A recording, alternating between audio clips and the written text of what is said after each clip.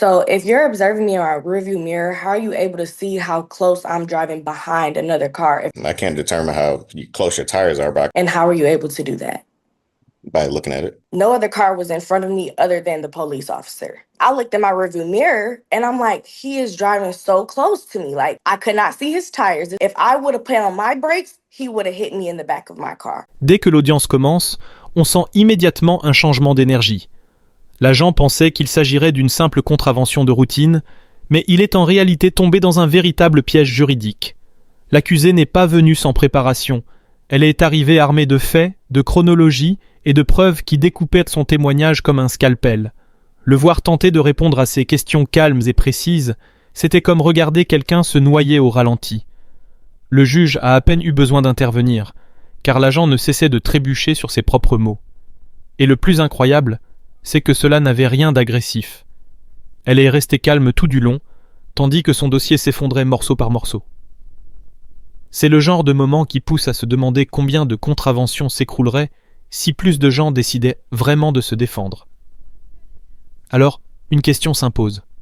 Parlons-nous vraiment de sécurité publique ou bien simplement de recettes déguisées en uniforme? Lieutenant Carey, raise your right hand for me. Do you solemnly swear or affirm any testimony you give in this matter will be true? All right, you can put your hand down, sir. All right, Ms. Steele, you understand that you have the right to ask questions of any witnesses brought by the state. The state has the burden of proving the case against you beyond a reasonable doubt. You do not have to give any testimony or evidence against yourself. You have a Fifth Amendment right against self-incrimination, and the state needs to prove the case beyond a reasonable doubt. All right, do you understand? Yes. All right, Mr. Tipton, you may introduce your witness. Yes, Your Honor.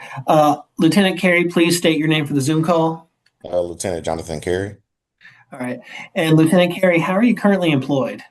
Currently the lieutenant for the Clayton County Sheriff's Office Black Hawk Traffic Unit. And how long have you been with the Clayton County Sheriff's Office? The Sheriff's Office, probably a little over 2 years. Mm-hmm. And you have prior experience before that, correct? Yes, I was with the Clayton County Police for about 4 or 5 years. Okay. And during that time, both with the Sheriff's Office and the police department, have you been post-certified? Yes.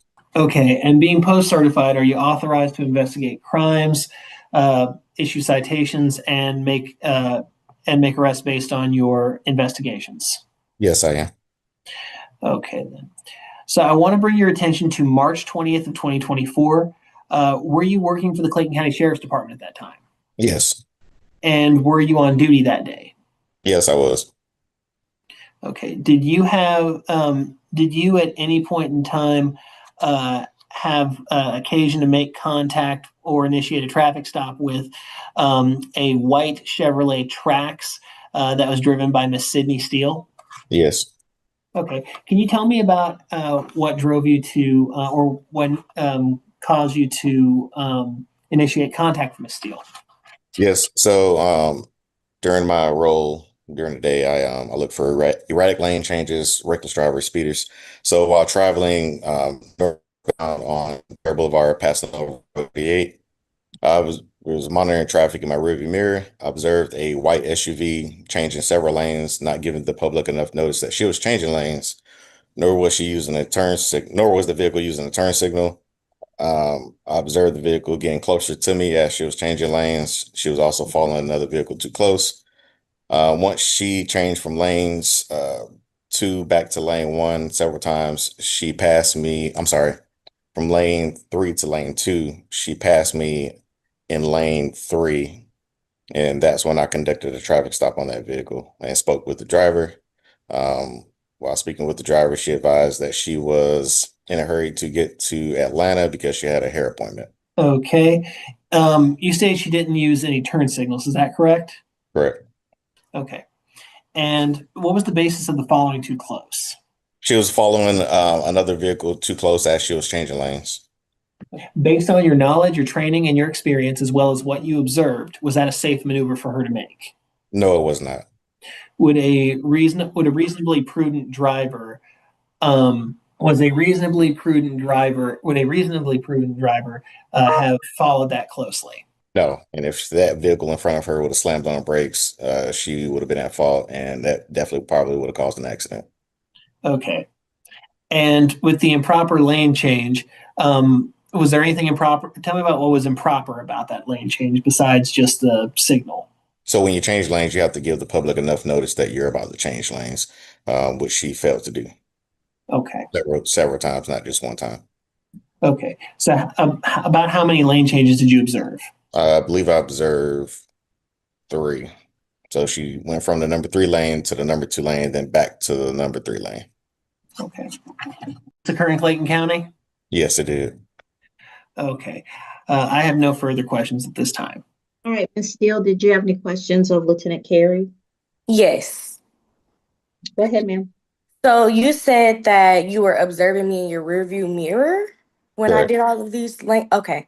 So if you're observing me in my rearview mirror, how are you able to see how close I'm driving behind another car? If you're looking in your rearview mirror, you would see the car that's in front of me. You wouldn't be able to see my car. I can see your car and the car in front of you. Got you. So how are you able to determine how close my tires were to the trunk of the car in front of me? I can't determine how close your tires are, but I can determine how close your bumper is to their rear bumper And how are you able to do that? by looking at it. And what did you see? How close was I? If you had to guesstimate, You're less than a car length behind them. less than a car length? Correct. And this was another car and this was not your car? Correct. Okay. I don't have any more questions for you. Suite alors la présentation habituelle, son emploi, son expérience, sa certification et ses compétences pour délivrer des contraventions et procéder à des arrestations. Ensuite, l'avocat l'amène à décrire ce qui s'est passé le 20 mars 2024, lorsqu'il a arrêté un Chevrolet Trax blanc conduit par Sydney Steele. Il explique qu'il observait la circulation et qu'il a vu le SUV changer de voie plusieurs fois, sans clignotant, tout en suivant de trop près un autre véhicule, selon lui une conduite dangereuse. Puis vient l'interrogatoire qui va tout faire basculer. C'est là que la tension devient palpable, car la défense ne se contente pas d'être intelligente. Elle est chirurgicale. Elle a obligé l'agent à expliquer précisément ce qu'il pensait avoir vu, et dès qu'il a affirmé que l'observation venait d'une voie différente, tout s'est effondré. Pensez-y. Comment peut-on accuser quelqu'un d'être trop près d'un autre véhicule lorsque l'on n'est même pas derrière lui? C'est comme essayer de siffler une faute au basket depuis le parking. All right, anything else, Mr. Tipton? Briefly, Your Honor.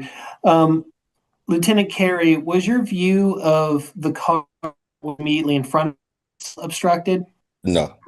Was your view of Miss Steele's vehicle obstructed? No. Which lane were you in, sir? I was in the number 2 lane. Okay. And which lane did you observe the vehicle in when it was following too close? Number 3. Okay. Would you So- say that? Well, when she was falling too close, she was in the number 2 lane as well. Okay. She went from the number 3 lane to the number 2 lane, followed the car too close, and then switched back to the number 3 lane. Okay. Was there were there multiple cars that she followed too close to, or just the one? Just the one. Okay. Okay.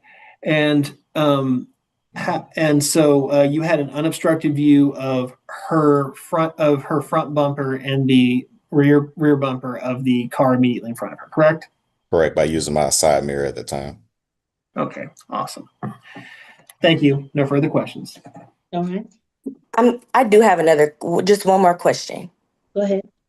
What was the kind of car that I was driving behind? I'm not sure. Okay. Do you remember the color? No, I don't. Okay. I don't have any more questions. All right. Did the state have any additional witnesses to present? No, Your Honor. State's going to rest this time. All right, Ms. Steele, did you wish to present evidence and testimony? Yes. All right, you understand that you're not required to present any evidence or testimony? Yes. All right, you're waiving your right to remain silent in order to offer evidence and testimony? Yes, ma'am. All right, raise your right hand for me. You solemnly swear or affirm any testimony you give in this matter will be true. Yes. All right, you can put your hand down. Go ahead, tell me what you need me to know. Okay, so the day this happened, I stopped at the gas station. At the time, I was 6 months pregnant. I stopped at the gas station, grabbed some water. I get out of the gas station, I turn right. As soon as I turn right, I turn into a light. I pulled behind the police officer. No other car was in front of me other than the police officer. When the light changed, it's like he wasn't moving. So I put my signal on to get in the lane to the right of me. I got in the lane to the right of me. He then got in the lane behind me. And I looked in my rearview mirror and I'm like, he is driving so close to me. Like, he was so close. I could not see his tires. This is why I asked these questions, because in driver's training, they teach you have to at least be able to see the car's tires behind you. So that's how I was able to determine that he was driving too close to me. It was not a car length behind me. So then I'm like, okay. So I put my signal on, get back in the left lane. He gets back in the left lane. So I'm like, what is happening right now? Like, I was so confused as to what's happening. I'm like, am I in his way? What's going on? So then I did get back into the right lane. And when I went to get into the right lane, that's when he turned his light on and pulled me over. And I was confused as to, one, why he chose to do that. Because like I said, I was just confused. And he asked me, I asked him, why did you pull me over? And he said, are you in a hurry or something like that? And I was like, well, I'm trying to get to my hair appointment because I was going to get my hair done for my baby shower. And he's like, okay, and then asked for my information. And when he came back and told me, one, driving too close, I'm like, how was I driving too close when I pulled up behind you at a red light? So I literally was not driving. You weren't driving. The light was red. And then when the light changed colors, you didn't really take off. So I'm like, okay, let me get out of this man's way because I have somewhere I have to go. And clearly he does not. So that's when I got over. And also, I have a 2024 Chevy Trax. My car, you literally cannot switch lanes without putting your signal on because it will jerk you back into your lane. So for one, I don't change lanes, especially while I was 6 months pregnant, without giving anybody proper notice, because I wouldn't want to put myself or my son in danger. And then that's why I also asked, what was the car? Because, there literally was not another car in front of me other than him. And then when I got over, for him to see all of these different lane changes, he was right behind me. And I did switch lanes that many times because he was driving so close up on my bumper to where he was correct. If I would have put on my brakes, he would have hit me in the back of my car. Any questions, Mr. Tipton? No, Your Honor. All right. Anything else, Ms. Steele? No, ma'am. No, Your Honor. Okay. Argument? State will submit on the facts, Your Honor. All right. Ms. Steele, I found you not guilty of the offenses before the court. Each of you are given testimony in this case. Each person has submitted sworn testimony without additional evidence. Neither testimony has greater weight than the other. Therefore, the court is not able to determine beyond a reasonable doubt that you committed an offense in this case and finds you not guilty on both offenses. Thank you. Finalement, cette affaire ne s'est pas simplement effondrée. Elle s'est écrasée comme une chaise pliante bon marché. L'accusé est reparti sans le moindre dommage, tandis que la crédibilité de l'agent a pris un coup en public. Et voilà la vérité dérangeante. Ce type de contravention ne disparaît jamais discrètement. Il laisse derrière lui un problème plus profond. Chaque fois qu'un dossier fragile est rejeté, cela nourrit l'idée que le système n'est pas conçu pour être équitable, mais pour faire du volume. Au lieu de cibler les conducteurs dangereux, les tribunaux se retrouvent engorgés de contraventions fragiles qui n'auraient jamais dû aller si loin. Non seulement c'est inefficace, mais cela ronge la confiance du public. Et quand la confiance disparaît, même l'application légitime de la loi semble suspecte. C'est l'effet domino de mauvais contrôles routiers sur papier.